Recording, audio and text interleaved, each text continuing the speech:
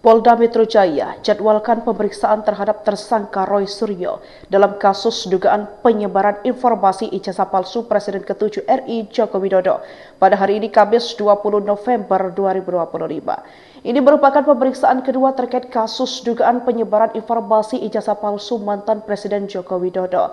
Sebelumnya Roy Suryo telah diperiksa pada 13 November 2025 bersama dua tersangka lain. Di Reskrimum Polda Metro Jaya, Kombes Pol Imam Ibanuddin menjelaskan bahwa Roy Suryo dan dua tersangka lain tidak ditahan karena telah mengajukan saksi ahli yang dinilai saksi itu dapat membongkar dan meringankan kasus Roy Suryo. Roy Suryo menunjuk mantan Wakil Menteri Hukum dan HAM Denny Indrayana sebagai ketua hukumnya. Denny menegaskan siap mendampingi Roy Suryo dalam proses hukum yang disangkakan karena kasus ini menurutnya menentukan tekanan terhadap sikap kritis termasuk terhadap mantan presiden.